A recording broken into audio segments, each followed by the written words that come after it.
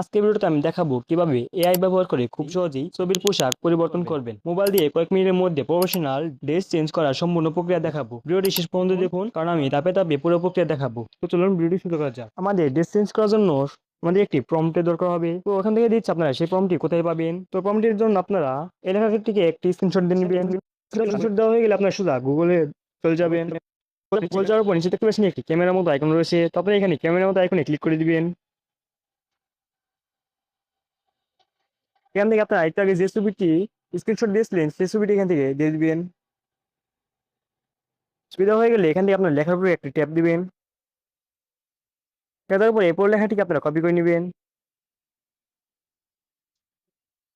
লেখাটি কপি করা হয়ে গেলে আপনারা সোজা চলে যাবেন প্লে স্টোরে। প্লে স্টোরে এখান থেকে সার্চ বাক্সে সার্চ করবেন চ্যাট জিপিটি। আপনারা অ্যাপটিকে ইনস্টল করে নেবেন। আমার যেহেতু ইনস্টল করা আছে সেজন্য আমি এখান থেকে ওপেন করে নিচ্ছি। ওপেন করার পর আপনার যে লেখাটিকে কপি করেছেন সেই লেখাটি এখানে পেস্ট করে দিবেন এবং নিচে প্লাস আইকনে ক্লিক করবেন। এখান থেকে আপনার ফটো আইকনে ক্লিক করে আপনার যেকোনো একটি ছবি দিয়ে দিবেন, যে ছবি আপনারা ডিসটেন্স করতে চান। আমি এখান থেকে আমার একটি ছবি দিয়ে দিচ্ছি। ছবি দেওয়া হয়ে গেলে নিচে দেখতে নীল কালার একটি আইকন রয়েছে, তো আপনারা এখানে ক্লিক করে দিবেন। এখানে ক্লিক করার পর আপনারা কিছু সময় অপেক্ষা করবেন।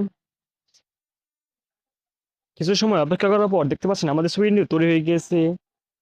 ঠিক আছে, আমি দিয়েছি একটি জার্সি পরা ছবি এবং আমাকে দেখতে পাচ্ছেন এখানে আমাদের একটি কোট পরা ছবি তৈরি করে দিয়েছে।